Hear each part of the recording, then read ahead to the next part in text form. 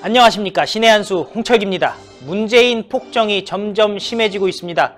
우한 폐렴 조만간 종식하겠다 얘기했다가 완전히 대한민국이 뒤집어졌습니다. 그야말로 패닉 상태까지 왔습니다. 이러한 문재인 정권 심판하기 위해서는요, 총선, 이번이 마지막이 될지도 모르는 총선이 정말 중요합니다. 그런데 총선 승리의 방향타, 바로 서울 선거에 있습니다. 대한민국 인구의 5분의 1이 살고 있고, 그리고 가장 중요한 시설들, 대한민국 수도 서울의 선거가 바로 문재인 정권에 대한 심판의 척도가 될 것입니다. 바로 서울 선거에 대해서 자세하게 분석해 주실 분 모셨습니다. 자유한국당 강승규 마포갑 예비후보 모셨습니다. 안녕하십니까? 안녕하세요. 네. 예, 이렇게 신의 한수에 나와주셔서 감사합니다. 저도 이렇게 초대해 주셔서 고맙습니다. 예, 지금 문재인 정권의 폭정, 네. 정말 이루 말할 수가 없을 수준인데요. 네. 좀 설명해 주시죠. 한마디로 말해서 헌정 질서를 문란시키고 있다고 보여집니다. 지난해 소위 말하는 패스트 트랙을 통해서 공수처법 연동형 비례대표제를 또 날치기 통과시켜 가지고 대한민국의 입법부를 그냥 문란시켰습니다. 그리고 올 들어서는 그렇게 통과시킨 검경수사 조정법과 관련법과 공수처법을 통해서 지금 이번에 검찰을 장악하려는 여러 시도가 있지 않았습니까? 추미애 장관의 그 폭정이 또 올해 화두가 되었고요. 최근 들어서는 이 우한 폐렴 신종 바이러스, 코로나 바이러스 19 이 부분에 대해서도 미리 대처를 해야 됨에도 불구하고 전염병에 대해서 차단 조치를 안 해버로 해서 오늘 정말 국민들이 대혼란을 겪는, 그래서 그 안보 외교는 물론 정치, 삼권 분립의 어떤 문란, 그리고 이제 국민들의 기본적인 생활권까지 침해시키는 그런 전염병의 창궐, 이 모든 것들이 문재인 정권의 폭정에서 비롯됐다, 이렇게 진단할 수 있겠습니다. 예, 정말 헤아릴 수 없는 많은 폭정들이 있는데요. 네, 그렇습니다. 그 중에서 네. 선거를 앞두고 네. 가장 크게 작용할 만한 것들이 어떤 것이 있을까요? 지금 역시 이제 추미애 장관 등이 우리 사법부를 아주 능멸하고 있는 모습이 보이지 않습니까?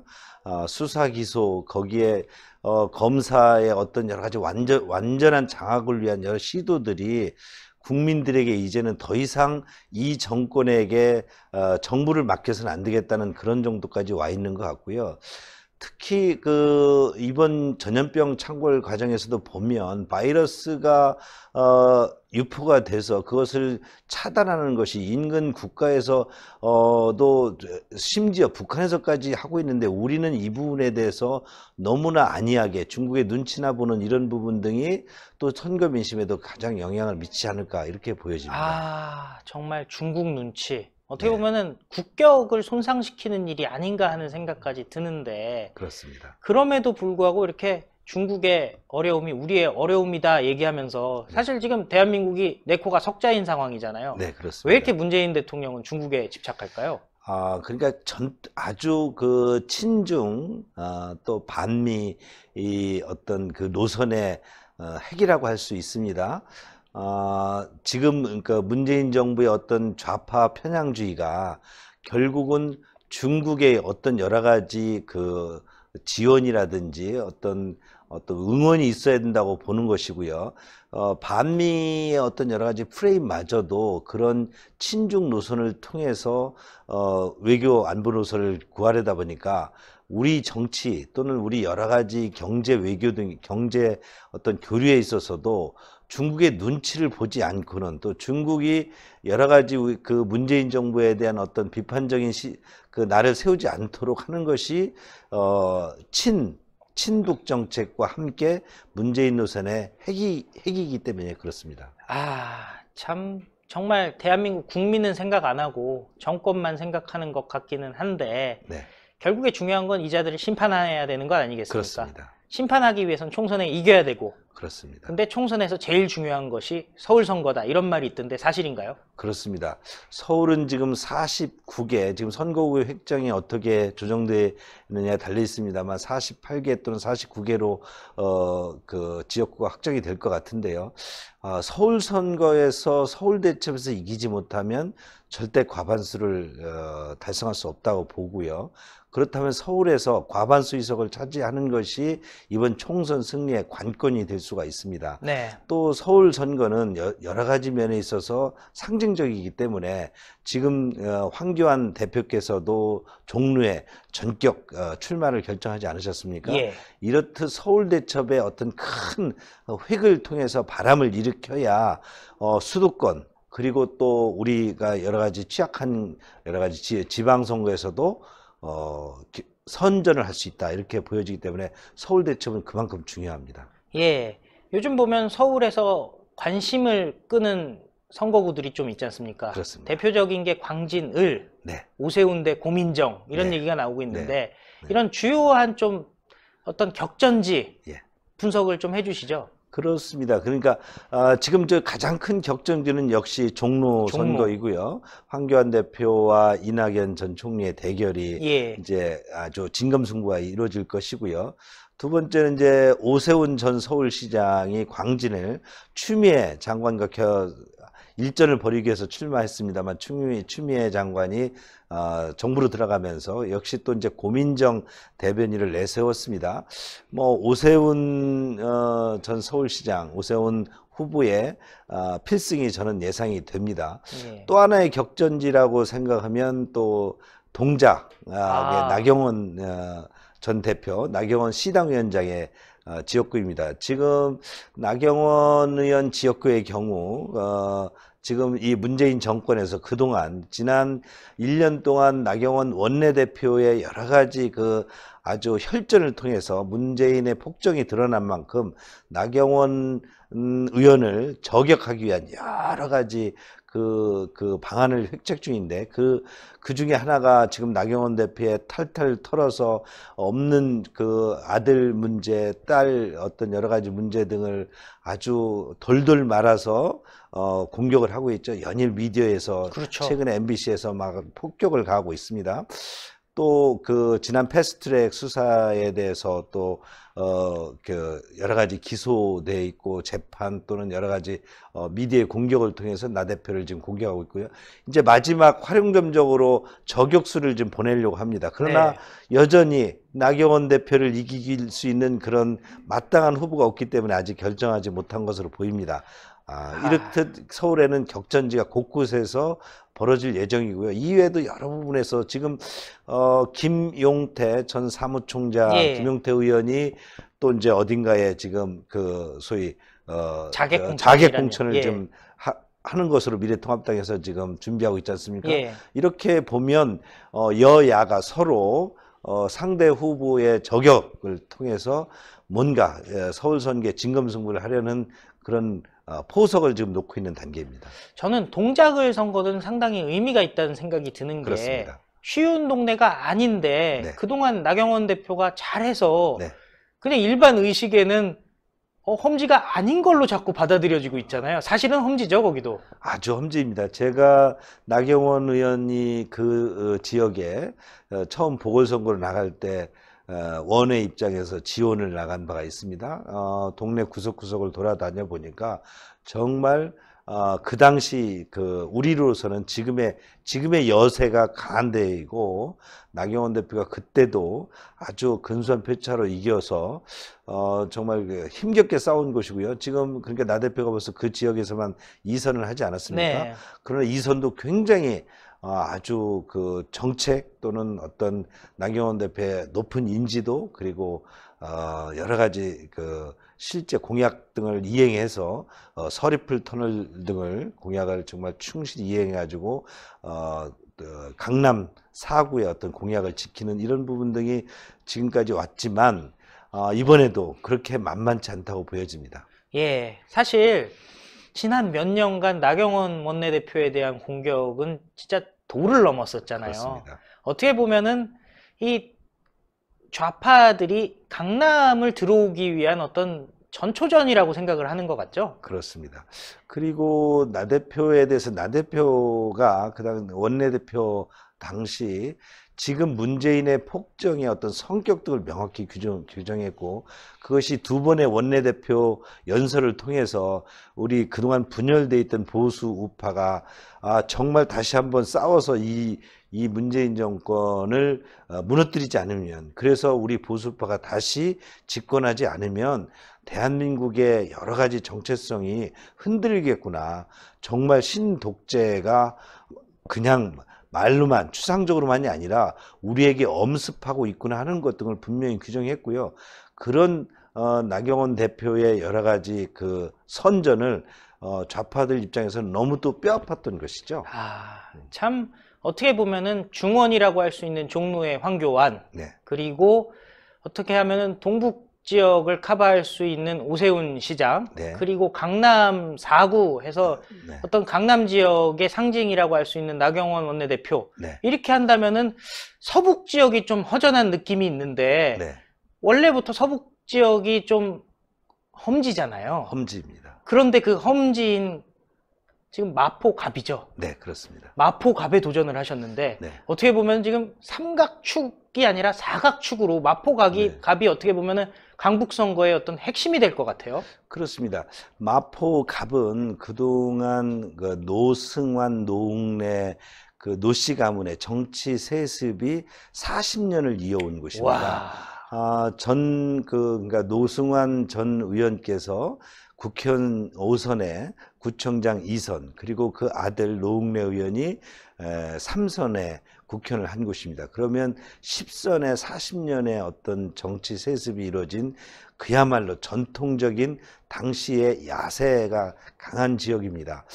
그러나 제가 18대 선거에서 40년 노씨 가문의 정치 세습을 유일하게 한번 꺾어본 경험이 있습니다. 저는 그 이후에 두 번의 낙천의 아픔이 있었기 때문에 정말 진검승부를 다시 못했습니다만, 이번에 다시 노웅래, 그쪽에서도 지금 경선을 통해서 누가 후보를 될지 모르겠습니다만, 다시 한번 진검승부를 통해서 노씨 가문의 정치 세습을 단절한다는 의미가 있고요. 그리고 마포가 전통적으로 그 당시의 야세, 지금 민주계 등 야당의 당사가 오랫동안 있었기 때문에 그렇죠. 그런 그 야권 성향이 강했던 곳입니다. 이런 곳에서 저희가 그 흐름을 한번 끊고 다시 승부를 해준다면, 지금 사회자분께서 말씀하신 대로 서울 서북 지역에도 한 축을 교두부를 우리 마포갑에서 만들 수 있다, 이렇게 보여집니다. 그러니까 그 소위 말하는 좌파들이 거기서 회합을 많이 했잖아요. 그렇습니다. 예전에 이렇게 뒷얘기지만은 그 마포에 있는 호텔 한 군데가 그 좌파들이 많이 모이기로 유명했던 곳 아닙니까? 네. 지금도 여전히 배지 달고 있는 사람도 좀 남아 있고요. 노무현 재단이 마포 저희 동네에 있고요. 예전에 소위 좌파의 어떤 진찌라고 했던 백만 밀란 부대가 마포에 있었고요. 또 바로 옆 지역입니다. 마포에 있는 성미산이라는 또 아주 해방구가 또 그쪽에 이석기 있습니다. 하면 나오는 얘기죠. 그렇기 때문에 마포는 하여튼 진보 좌파들의 약간의 어떤 교두보, 진찌 역할을 해왔던 곳이기도 합니다. 그래서 이번에 정말 이 마포갑의 어떤 필승이 서울 선거의 큰 축에 바람에서도 영향을 미친다, 이렇게 봅니다. 마포갑 승리를 위한 전략 좀 알려주시죠.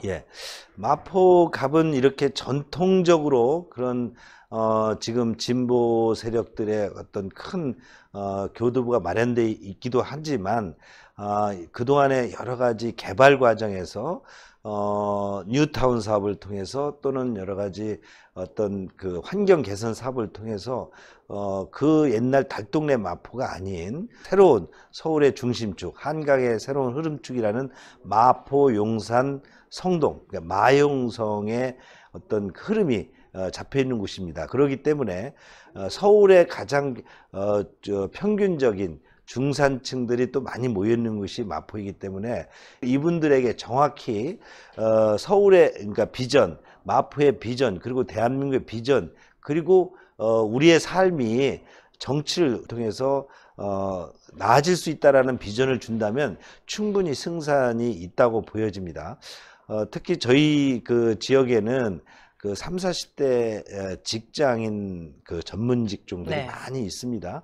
이분들은 그 정치가 나쁜 정치로 타락해서 계파 정치, 붕당 정치로 가서 어떻게 국민의 삶을 피폐화시키는지, 또 외교 안보, 우리 자유 민주 어떤 질서를 흐트러뜨리는지를 충분히 이해할 수 있는 세대이기 때문에 그들에게 SNS를 통해서 그들에게 어떤 맞춤 공약을 통해서 충분히 좌파 정권의 폭정, 좌파 정권의 어떤 아주 기울어진 운동장을 설명을 하고 소통한다면 충분히 승산이 있다 이렇게 보여지고요. 지금도 현장에서 저는 선거운동 과정에서 그런 분위기들을 충분히 느낄 수 있습니다. 예, 저 앞쪽 카메라 보시면서요. 네. 국민 여러분께 한 말씀 부탁드리겠습니다. 국민 여러분, 4.15 총선은 우리 여야의 어떤 맞대결 이런 정도가 아니고 대한민국의 헌정 질서를 바로 잡을 것이냐, 또 기울어진 나라를 바로 세울 수 있느냐 하는 중차대한 그런 기점이라고 생각합니다. 이번 4.15 총선에서 그동안 국민들이 느낀 문재인 정권의 폭정 분명히 그 표심을 통해서 발휘해 주셔서 저희 미래 통합당에게 압승을 안겨주시면 저희들이 그동안 분열돼서 대한민국의 이런 좌파 폭정의 숙주가 됐던 이런 흐름 등을 단절하고 반드시 승리해서 기울어진 나라를 바로 잡도록 노력하겠습니다. 저 강승규도 마포갑에서 필승하여 국민들의 바람, 우리 신의 한수동 많은 보수 유튜버들, 또 그동안 지난 1년 동안 광화문에서 메아리 쳤던 국민들의 그 뜨거운 함성들을 반드시 여의도에서 또 정부에서 실현해서 대한민국을 바로 잡도록 하겠습니다. 감사합니다. 예, 오늘 말씀 감사했습니다. 예, 너도 나도 쉬운 데만 가려고 합니다. 배지가 목표인 거죠. 그렇지만 어떤 사람들은 다릅니다. 투쟁하고 싸우고 밑바닥을 다지고 승리하고 결국엔 그 승리는 대한민국을 위한 승리를 위해서, 진짜 애국자들의 목소리를 전하기 위해서, 광화문의 목소리를 전하기 위해서 험지로 달려나갑니다. 마포갑 어렵습니다. 40년 동안 좌파가 장악해 왔습니다. 그러나 강승규 마포갑 예비후보 이제는 출사표를 던졌습니다. 대한민국 국민 여러분, 그리고 신의 한수 시청자 여러분, 대한민국을 살리는 방법은 간단합니다. 총선에서 표로 문재인 정권을 심판하면 되는 것입니다. 그리고 마포갑의 강승규 예비후보 이름 석자 꼭 기억해 주십시오. 대한민국을 바꾸는데 크게 쓰일 자원입니다. 신의 한수도 대한민국을 제대로 살리기 위해서 열심히 노력하고 있으니까요. 구독 버튼 꼭 눌러주시고 또 추천 버튼도 부탁드리겠습니다. 여유가 있으시면은 1877-1477로 정기회원 가입도 많은 관심 부탁드리겠습니다. 감사합니다. 감사합니다. 고맙습니다. 신의 한수의 구독, 좋아요, 알림 방법입니다.